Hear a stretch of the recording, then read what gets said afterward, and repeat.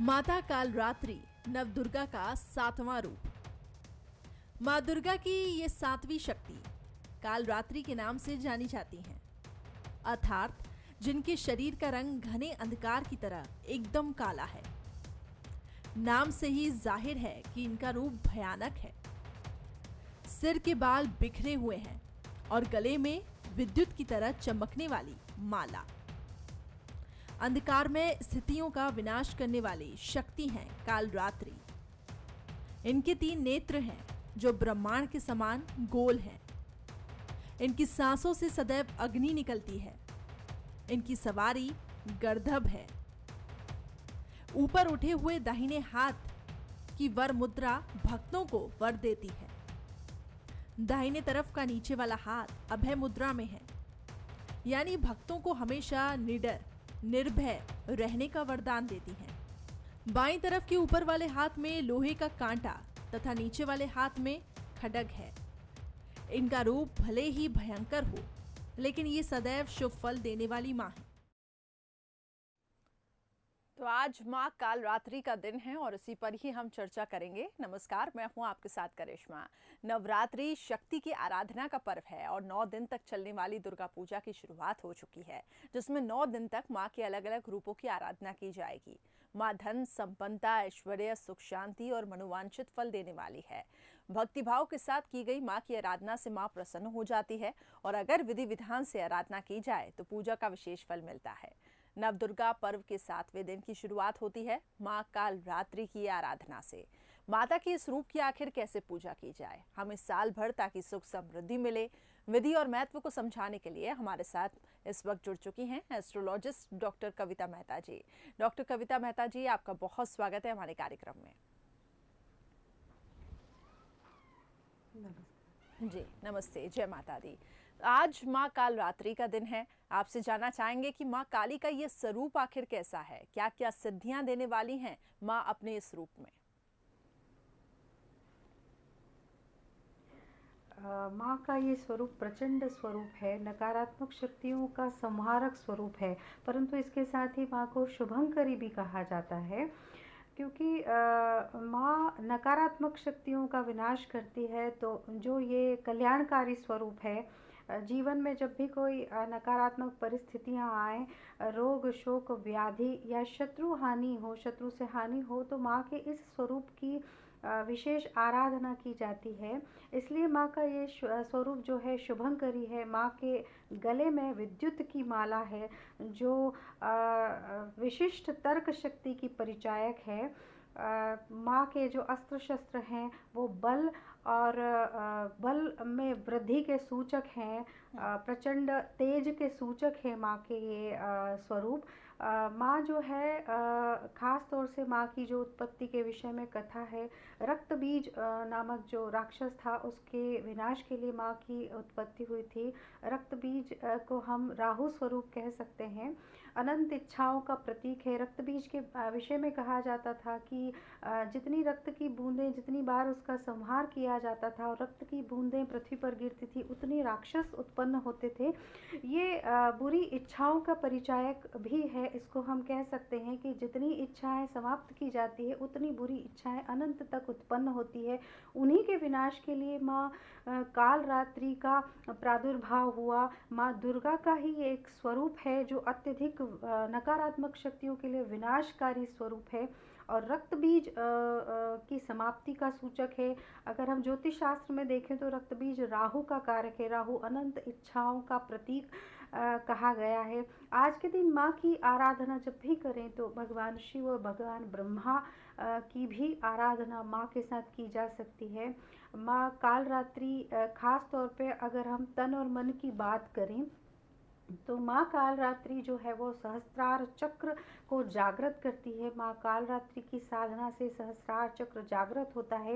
ये जो चक्र है वो शनि ग्रह से संबंधित है और ये अंतिम चक्र है जो कि हमें मोक्ष की ओर ले जाता है। यहाँ इस चक्र की जागृति बेहद कठिन दुष्कर कार्य है। इस चक्र की जागृति तब हो पाती है जब समस्त कर्म बंधन की समाप्ति के निकट होती है मनुष्य आत्माएं, और इस चक्र की जागृति से परमानंद की प्राप्ति होती है। अगर सहस्त्रार चक्र बिगड़ा हुआ होता है तो मनुष्य को मनोरोग होते हैं, जैसे अल्जाइमर जैसे जो रोग होते हैं। कई जन्मों के पाप संग्रहित होकर जो सहस्त्रार चक्र को दूषित कर देते हैं। जितने भी मनोरोग हैं, गंभीर मनोरोग हैं, डिसऑर्डर्स हैं, वो सभी सहस्त्रार चक्र की विकृति से उत्पन्न होते हैं।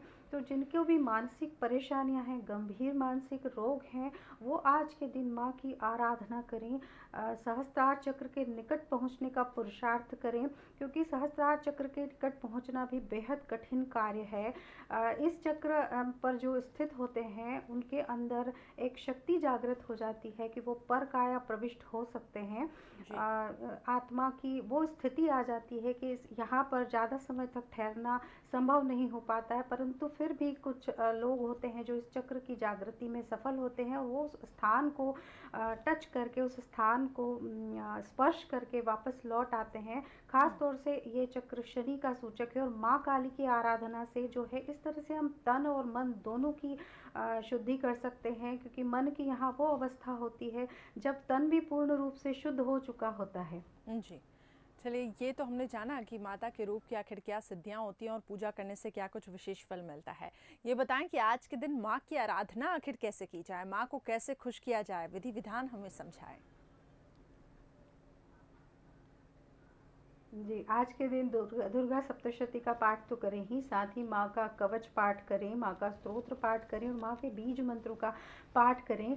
माँ को खास तौर से जो है गुलाब और रात रानी अगर कहीं मिलता है, रात रानी मिल जाए, रात रानी के पुष्प, तो वो बेहद प्रिय है। गुड़ और गुड़ से बने मिष्ठान का आज के दिन माँ को भोग अर्पित करें तो निश्चित रूप से स्पेशली खास तौर से वो लोग आज आराधना करें जिन्हें लगता है कि उन पर किसी ने तांत्रिक क्रियाएं की हैं, या जो है शनि ग्रह उनको परेशान कर रहे हैं, या घर में रोग शोक इत्यादि है, तो खास तौर से अगर वो आज के दिन आराधना करेंगे तो उन्हें विशेष लाभ प्राप्त होगा। जी, डॉक्टर कविता, 9 दिन तक माँ के अलग अलग वाहन बतलाए गए हैं, उनका आखिर क्या सांकेतिक अर्थ है? और आज जैसे कि हमने रिपोर्ट में भी दिखाया कि माँ का वाहन गर्दभ है, तो उसके बारे में बताएं कि आखिर इसके क्या सांकेतिक अर्थ हैं? हाँ जी, 9 दिन 9 वाहन माँ के बतलाए गए हैं। इनसे कुछ विशेष संकेत प्राप्त होते हैं। लक्ष्मी, दुर्गा, लक्ष्मी, सरस्वती, इनके जो वाहन हैं वो सिंह, हंस और उल्लू कहे गए हैं। सिंह जो है धैर्य और एक निष्ठता, एकाग्रता का परिचायक है, लक्ष्य के प्रति समर्पण का परिचायक है। तो हम देखें अगर तो जो लक्ष्य के प्रति समर्पित होते हैं उनको पुरुषार्थी होते हैं, उनको लक्ष्य की प्राप्ति होती है, उनकी इच्छाएं मनोकामनाएं पूर्ण होती है। हंस पवित्रता का सूचक है। साथ ही जो है नीति शास्त्र को अगर हम देखें तो कहा गया है कि हंस जो है वो मोती चुगते हैं, ऐसा कहा जाता है। मोती चुगने का यहाँ तात्पर्य अगर नीति शास्त्र से अगर हम लें तो यह है सार तत्व ग्रहण करना। जो विद्या अध्ययन कर रहे हैं उनके लिए यहाँ एक विशेष पॉइंट आउट करने वाली बात है कि आप की पॉइंट्स पकड़ें।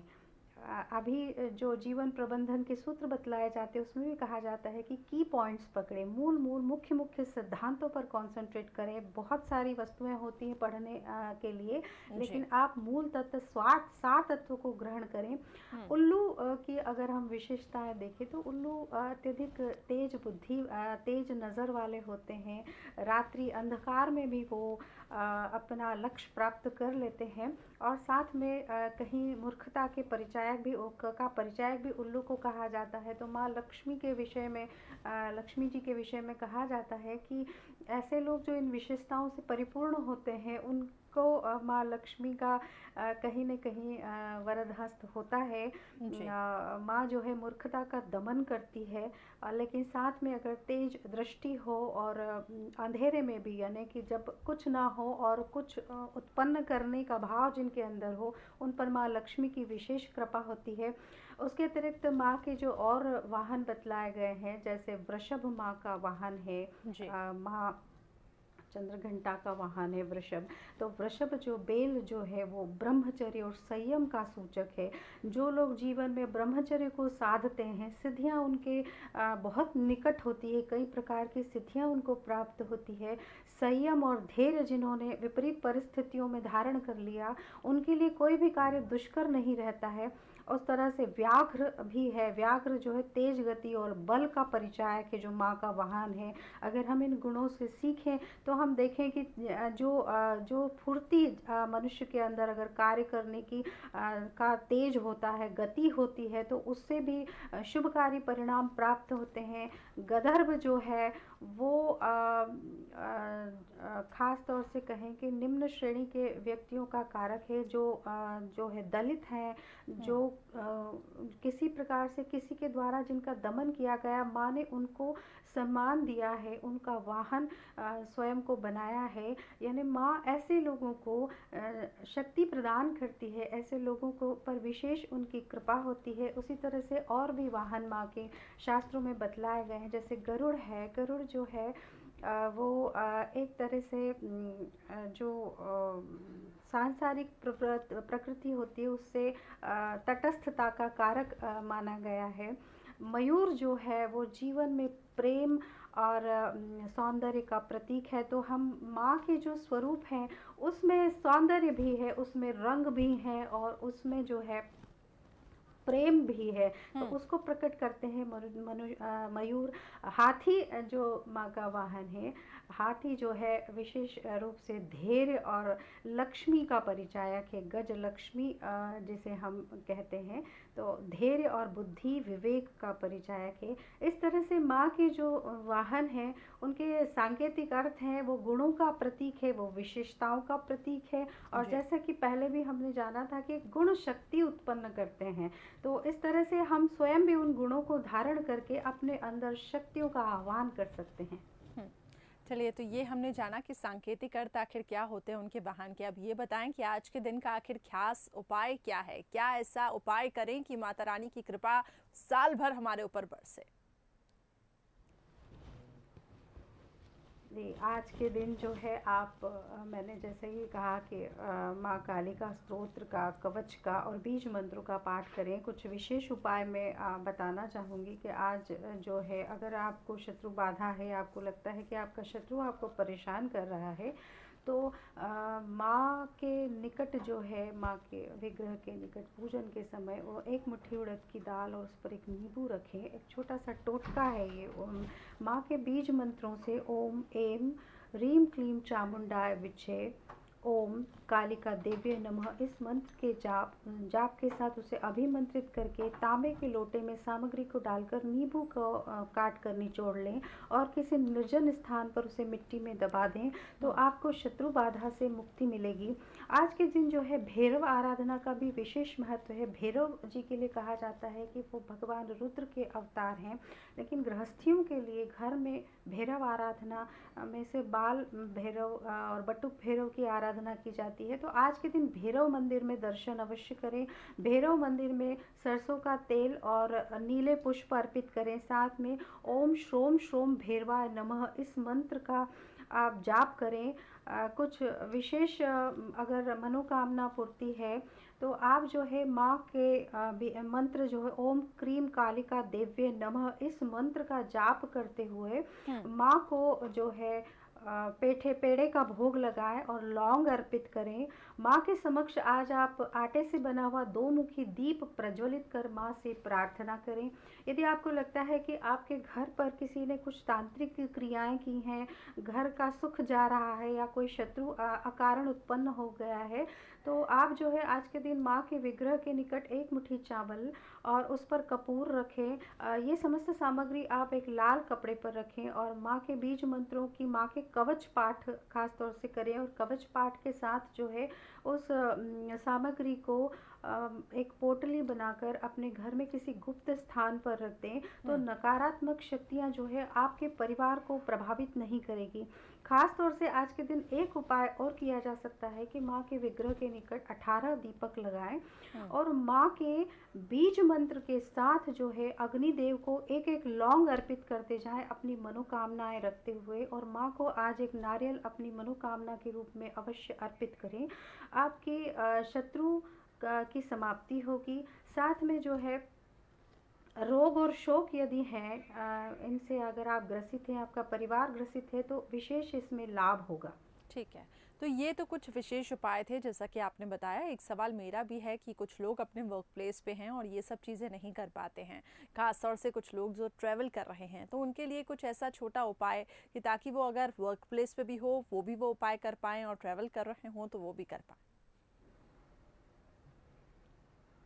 जी, हम कहीं भी हों तो मानसिक जाप तो कर ही सकते हैं। एक छोटा सा बीज मंत्र है, इसका मानसिक जाप करें, लेकिन इसका जो गुप्त तरीके से करें, जहाँ कहीं भी बैठे हों माँ के विग्रह का ध्यान करते हुए ओम रीम का आप जाप कर सकते हैं। इसके साथ ही माँ के बीज मंत्र ओम एम रीम क्लीम चामुंडाय विच्छे, इस मंत्र का आप जाप कर सकते हैं मानसिक रूप से। चाहे आप कहीं भी हों, आप अपने कार्यस्थल पर हों, घर से बाहर हों, तो आप मानसिक जाप तो इसका कर सकते हैं आज के दिन। ठीक है। डॉक्टर कविता, आपने जैसा कि बताया कि शनि का भी महत्व इस दिन पे, तो शनि जीवन को आखिर कैसे प्रभावित करता है ये बताएं। शनि को अगर हम देखा जाए तो ये प्रकृति के नियम है जी। शनि दंडाधिकारी है, ये हमने कई बार सुना है। शनि धर्माधिकारी है, ये हमने सुना है। लेकिन शनि को अगर हम देखें तो प्रकृति के रूप में शनि दंडित करते हैं। शनि जो है धर्म का स्थापन करते हैं।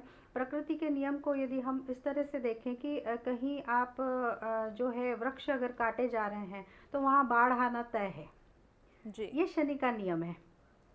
उसी तरह से मनुष्य के अंदर जो काम क्रोध लोभ मोह अहंकार ये 5 विकार होते हैं, जब भी इनकी अति होती है, क्योंकि हमारे जो शास्त्र है, हमारी जो धार्मिक परंपरा है, वो कर्मानुबंध पर आधारित है।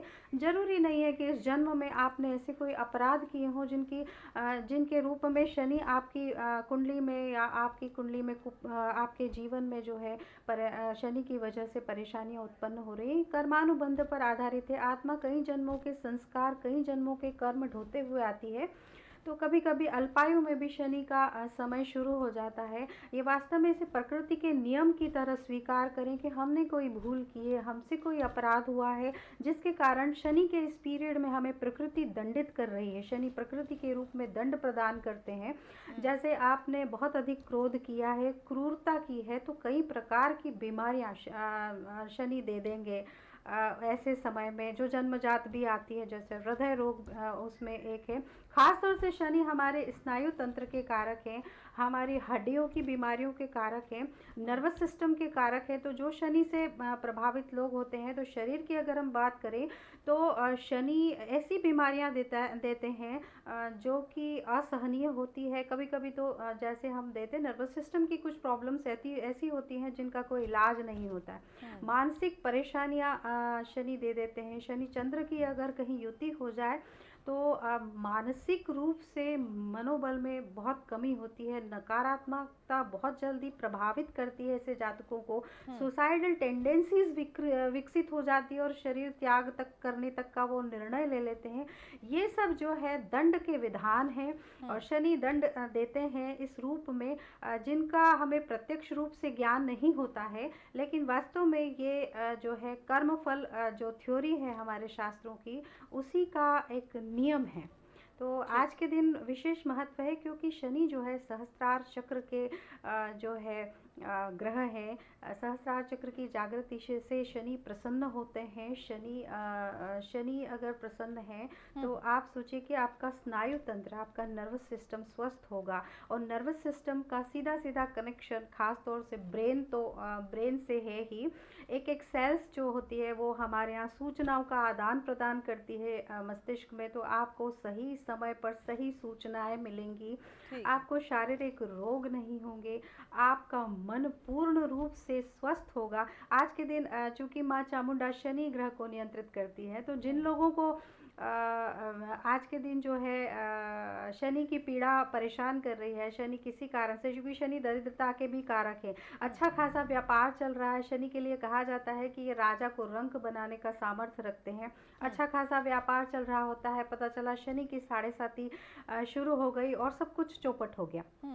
तो ऐसी कोई स्थितियां आपके साथ निर्मित है, कोई असाध्य रोग आपके जीवन में आया हुआ है, तो इस दिन आप माँ चामुंडा के विग्रह के निकट निकट जो है शनि यंत्र को स्थापित करें और शनि देव के मंत्रों के साथ माँ जो है कालिका के बीज मंत्रों का जाप करके उनसे प्रार्थना करें कि वो शनि की पीड़ा हरें, तो आपको विशेष आज के दिन लाभ होगा। चलिए, यानी कि शनि का काफ़ी ज़्यादा महत्व है। और ये भी अगर बताएं कि आज के दिन कुछ विशेष सावधानियां जो कि राशि के हिसाब से अगर हम बात करें तो जातक को बरतनी चाहिए, और किस राशि के लिए आज का दिन काफ़ी ज़्यादा शुभ रहने वाला है।